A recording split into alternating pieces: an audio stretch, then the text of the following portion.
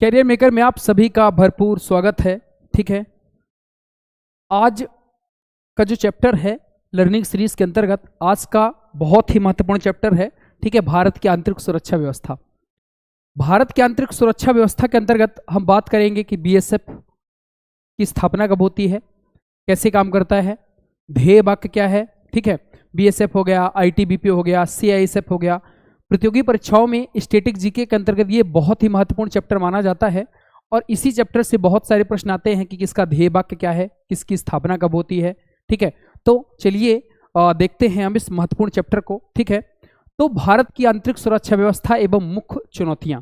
ठीक है, इसके अंतर्गत जो शुरुआत होती है, पहला जो है हमारा वो है एनसीसी, नेशनल कैडेट कोर। ठीक है, एनसीसी, इसे नेशनल कैडेट कोर बोला जाता है। ठीक है, जो एनसीसी है तो एनसीसी में क्या है, इसकी स्थापना जो है ये कब होती है भाई, 1948 में एनसीसी की क्या होती है स्थापना। 1948 में इसकी स्थापना हो गई और इसका जो मुख्य उद्देश्य है, मेन उद्देश्य है भारत की रक्षा के प्रति युवकों तथा युवतियों को जागरूक करना तथा उन्हें अंतिम रक्षा पंक्ति के लिए तैयार करना। तो ये इसका क्या है ध्येय वाक्य कि जो भारत के युवक और युवतियां हैं उनको जागरूक करना तथा अंतिम रक्षा पंक्ति के रूप में उन्हें तैयार करना। ठीक है, इसका आदर्श वाक्य है एकता और अनुशासन। तो ये तीनों प्रश्न एग्जाम में बन सकते हैं कि एनसीसी की स्थापना कब होती है, तो 1948 में एनसीसी की स्थापना होती है।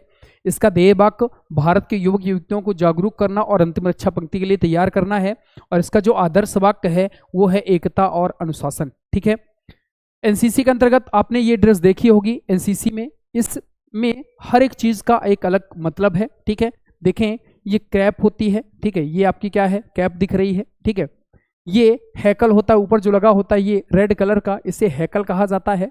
ठीक है, इसके अलावा आप देखे होंगे कि ये जो पैंट है ये आपका क्या है, ट्राउजर है। ठीक है, ये आपका जो दिख रहा है ये आपका क्या होता है, पल्लू होता है, इसी को झालर कहा जाता है। ठीक है, ये आपको अलग कलर का एक बेल्ट दिख रहा होगा, ये बेल्ट विथ बक्कल के साथ बेल्ट है। ठीक है, तो ये इसके अलावा ये आपको दिख रहा होगा, ये आपका क्या है, नेक स्कार्फ है, ये नेक स्कार्फ। ठीक है, और ये आपको नेम प्लेट दिख रही होगी जो इंडिविजुअल नाम पर आधारित होती है। नेम प्लेट ये आपकी क्या है, शर्ट है। ठीक है, ये आपके सैसिस है। ठीक है, तो ये हर एक चीज का मतलब है। तो एनसीसी के अंतर्गत ये आपको ड्रेस दिखाई देती होगी, ये इसका ध्येय वाक्य लिखा हुआ है एकता और अनुशासन, और ये आपका क्या है, एनसीसी। ठीक है, चलिए आगे बढ़ते हैं। 1948 में इसकी स्थापना हो गई। अब देखें अगला है प्रादेशिक सेना, जिसे कहा जाता है टीए। ठीक है, प्रादेशिक सेना टीए। तो इसका गठन रक्षा की द्वितीय पंक्ति के रूप में किया जाता है। तो याद रखें, रक्षा की द्वितीय पंक्ति के रूप में इसका गठन किया गया है। इसमें 18 से 35 वर्ष की आयु के नौजवान नागरिक भर्ती किए जाते हैं और याद रखें इन्हें पार्ट टाइम प्रशिक्षण दिया जाता है, पार्ट टाइम सैनिक प्रशिक्षण दिया जाता है और आपातकालीन स्थिति में इस सेना को बुलाया जाता है। जब इमरजेंसी आती है तो इस सेना को बुलाया जाता है और याद रखें महेंद्र सिंह धोनी इसी में कार्यरत हैं। ये देखिए आपको प्रादेशिक सेना का लोगो दिखाई देता होगा, ये भारत सरकार का सत्यमेव जयते लिखा हुआ है, ये प्रादेशिक सेना है और यहाँ पर इसका ध्येय वाक्य लिखा हुआ है सावधानी व शूरता। तो याद रखें महेंद्र सिंह धोनी का संबंध प्रादेशिक सेना से है और इसे रक्षा की द्वितीय पंक्ति के रूप में तैयार किया जाता है। और इसमें क्या होता है भाई, इसमें लोगों को जो है आपका इसमें तैयार किया जाता है और इमरजेंसी के टाइम पे उनसे क्या है भाई, सहायता ली जाती है इमरजेंसी में। ठीक है, तो महेंद्र सिंह धोनी आपसे पूछ सकता है कि किसमें कार्यरत हैं, आपको दिखाई देता होगा, ये देखें ये महेंद्र सिंह धोनी है जो आपका प्रादेशिक सेना यानी टीए से इनका संबंध है, मतलब टीए में ये क्या है भाई, कार्यरत हैं। कौन, महेंद्र सिंह धोनी। ठीक है, चलिए आगे बढ़ते हैं। ठीक है, आगे आपको दिख रहा होगा अगली जो हमारी सेना है वो है असम राइफल, बहुत महत्वपूर्ण। याद रखें जो असम राइफल है ये सबसे पुराना है भाई। ठीक है, असम राइफल सबसे पुराना है। 1835 में इसकी क्या होती है भाई, स्थापना होती है और ये जो असम राइफल्स के लोग होते हैं ये लंबे समय तक पर्वतों पर रहे आते हैं, तो इन्हें पर्वतों का मित्र और या हमारा साथी भी कहा जाता है। ठीक है, इसके अलावा सबसे पुराना सैनिक बल है ये। ठीक है, तो देखते हैं इसमें क्या क्या चीजें हैं। ठीक है, असम राइफल आप याद रखिए पूर्वोत्तर में भारत म्यांमार की सीमा और भारत चीन की सीमा में काम करते हैं। तो आपसे प्रश्न पूछा जा सकता है कि भारत म्यांमार की सीमा में कौन सा बल कार्य करता है, तो याद रखिए भारत म्यांमार और भारत की चीन की सीमा में आपका कौन काम कर रहा है भाई, असम राइफल के द्वारा की जाती है।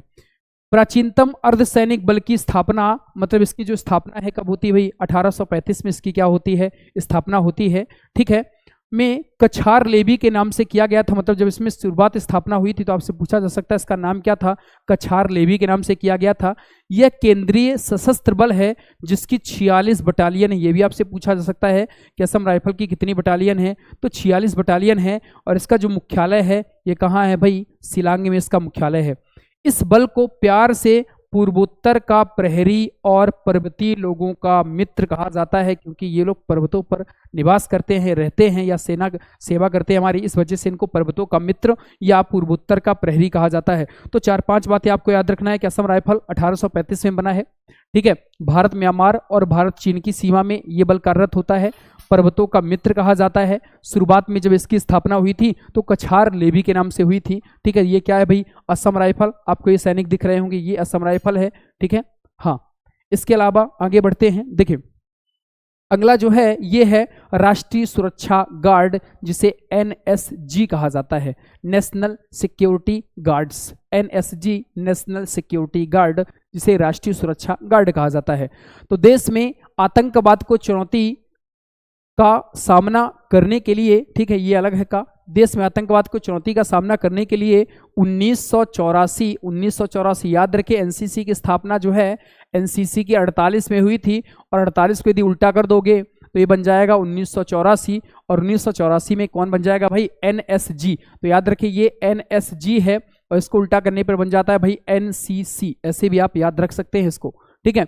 तो 1984 में राष्ट्रीय सुरक्षा गार्ड की स्थापना की गई।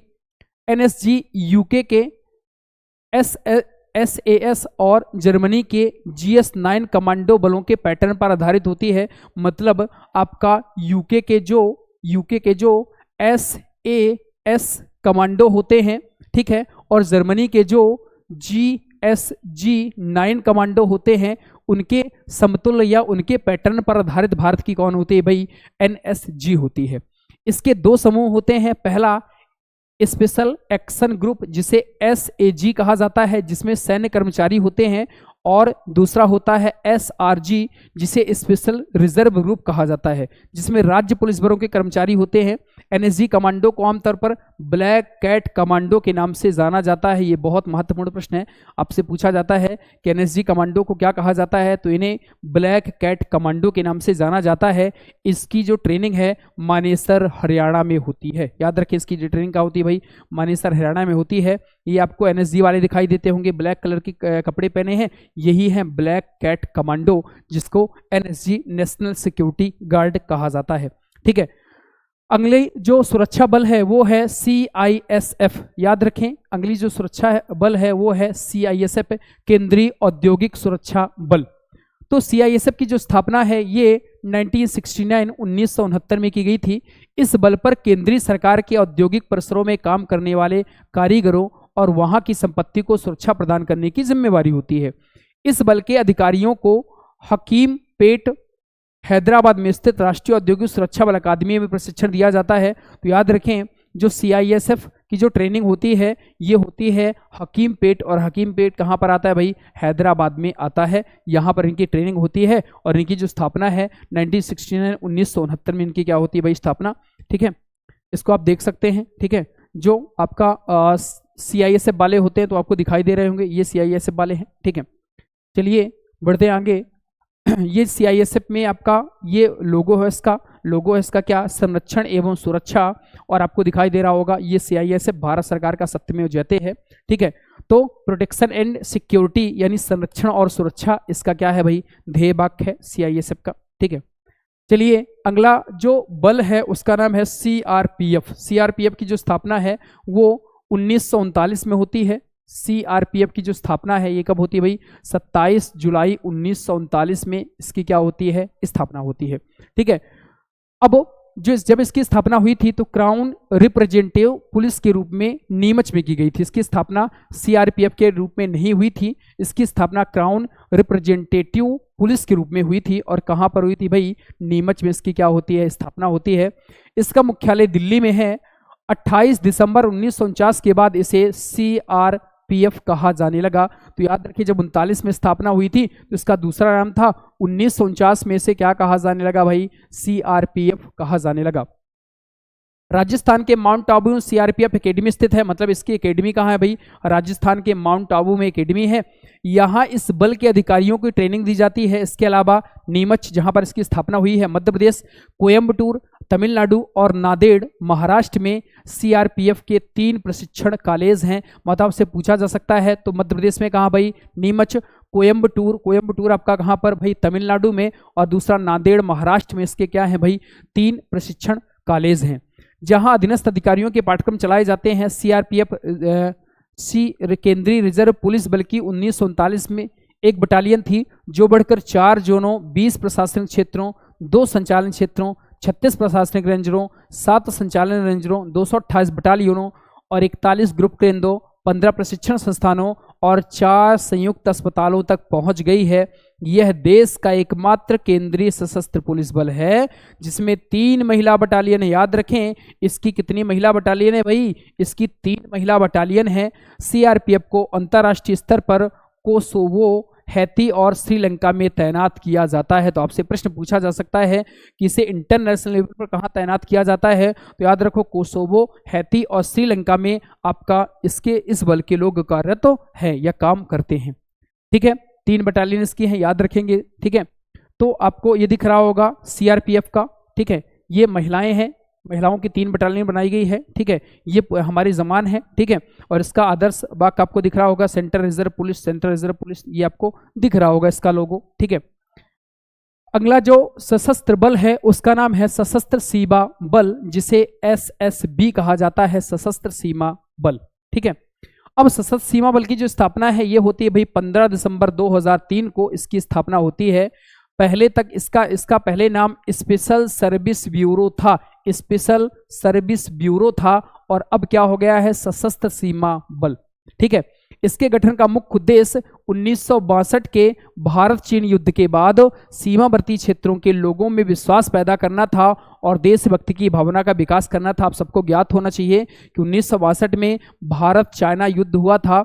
तो इसका जो उद्देश्य था, जो 1962 में भारत चाइना युद्ध हुआ था, तो इसमें क्या हुआ था कि युद्ध के बाद लोगों में विश्वास पैदा करना था भारत के प्रति और देशभक्ति की भावना जगाना इसका मेन काम था। इस वजह से इसकी स्थापना होती है भाई 2003 में। ठीक है, SSB 15 जनवरी 2001 से गृह मंत्रालय के प्रशासनिक नियंत्रण में है। याद रखें ये किस मंत्रालय के तहत आता है भाई, गृह मंत्रालय के तहत आता है। वर्तमान में भारत नेपाल और भारत भूटान सीमाओं पर कार्यरत SSB इसमें पहले भारत चीन के सीमावर्ती क्षेत्रों के अलावा राजस्थान, गुजरात, मिजोरम, नागालैंड, मणिपुर, मेघालय, सिक्किम के सीमावर्ती क्षेत्रों पर अपनी सेवा दे चुका है। तो ये आपको दिख रहा होगा SSB का सशस्त्र सीमा बल, सेवा, सुरक्षा और बंधुत्व, इसका क्या होता है भाई, इसका ये क्या है, लोगो। ठीक है, आपका सशस्त्र सीमा बल का दिख रहा होगा मिनिस्ट्री ऑफ होम अफेयर्स यानी गृह मंत्रालय के अंतर्गत आता है, ये भी दिख रहा है आपको। ठीक है, सेवा, सुरक्षा और बंधुत्व, ये आपका इसका क्या है भाई, लोगो, ये आपको SSB का लोगो दिख रहा होगा। ठीक है, बढ़ते हमारे अगले सीमा बल की ओर। अगला सीमा बल है भारत तिब्बत सीमा पुलिस, जिसे ITBP कहा जाता है। तो याद रखें ITBP जो है इसकी स्थापना कब होती है भाई, 1962 में ITBP की स्थापना होती है। तो भारत तिब्बत सीमा पुलिस का गठन चीन आक्रमण के बाद 1962 को किया गया था। इसका गठन खुफिया सिग्नल, ठीक है, पायनियर इंजीनियरिंग, चिकित्सा और छापामार की एकीकृत इकाई के रूप में किया गया था और नियंत्रण प्रारंभ में खुफिया ब्यूरो के हाथों में दिया गया था। 1975 में इसके कार्यक्षेत्र में पुनः व्याख्या की गई, जिसके तहत इन पर सीमा पार में घुसपैठ और अपराध को रोकने का उत्तरदायित्व उसे दिया गया। भारत तिब्बत सीमा पुलिस का मुख्यालय जो है, इसका याद रखें, इसका जो मुख्यालय है मेन, ये कहाँ पर है भाई, नई दिल्ली में इसका क्या है, मुख्यालय है। और इसका जो अध्यक्ष होता है वो होता है महानिदेशक। ठीक है, और ITBP का जो आदर्श वाक्य है, ITBP का आदर्श वाक्य ये है, सौर, दृढ़ता और कर्मनिष्ठा, इसका क्या है भाई, ये आदर्श वाक्य है।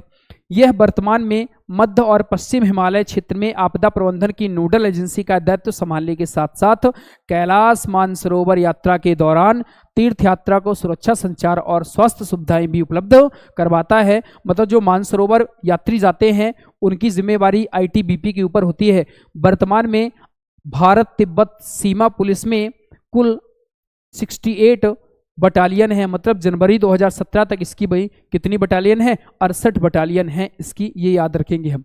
ठीक है, तो देखें ये है आईटीबीपी सौर दृढ़ता और कर्मनिष्ठा, इसका ये लोगो आपको दिखाई दे रहा होगा। ठीक है, और ये हमारे जवान हैं जो आपको दिख रहे होंगे। ठीक है, इसके अलावा देखें अगला जो बल है उसका नाम है आपका बॉर्डर सिक्योरिटी फोर्स यानी बीएसएफ, सीमा सुरक्षा बल, जिसे बॉर्डर सिक्योरिटी फोर्स यानी बीएसएफ कहा जाता है। तो याद रखिए जो बीएसएफ है ये आपका भाई कब बना है, तो पहले आपके दिमाग में आना चाहिए कि कब इसकी स्थापना होती है भाई, 1965 में इसकी स्थापना होती है। तो यही लिखा है कि भारत का एक प्रमुख सशस्त्र पुलिस बल है और एवं विश्व का सबसे बड़ा सीमा रक्षक बल है, विश्व का सबसे बड़ा सीमा रक्षक बल है, और इसका जो गठन है 1 दिसंबर 1965 को हुआ था। यह भारत सरकार के गृह मंत्रालय के अधीन काम करता है, तो ये भी याद रखें आप, ये भी आपका मिनिस्ट्री ऑफ होम अफेयर्स यानी गृह मंत्रालय के अंतर्गत तो काम कर रहा है। 1 दिसंबर 2023 को 59वां सीमा सुरक्षा बल दिवस मनाया गया। इसकी जिम्मेवारी शांति के समय के दौरान भारत की अंतर्राष्ट्रीय सीमाओं पर निरंतर निगरानी रखना, भारत भूमि सीमा की रक्षा और अंतर्राष्ट्रीय अपराध को रोकना है। इस समय बीएसएफ की 192 बटालियन है, 192 बटालियन है, और यह है 6385.39 किलोमीटर लंबी अंतर्राष्ट्रीय सीमा को सुरक्षा प्रदान करता है। ठीक है, तो ये आपने देखा क्या था भाई, बीएसएफ था, और ये आपको दिख रहे होंगे बीएसएफ। ठीक है, जीवन पर्यंत कर्तव्य इसका क्या है भाई, ये लोगो या ध्येय वाक्य है, और ये आपको बॉर्डर दिखता होगा, ये बॉर्डर के पास हमारी सिक्योरिटी रखते हैं। ठीक है, तो ये बीएसएफ था। ठीक है, तो ये हमारे प्रमुख सशस्त्र बल या देश की आंतरिक सुरक्षा व्यवस्था में कार्यरत सैनिक थे। ठीक है, तो ये जो वीडियो है ये सीरीज आशा है कि आपको पसंद आ रही होगी। यदि हमारा वीडियो आपको अच्छा लगता है तो हमारे चैनल को सब्सक्राइब करें, वीडियो को लाइक शेयर करें। ठीक है, मिलते हैं आपसे अगले वीडियो में, तब तक के लिए धन्यवाद।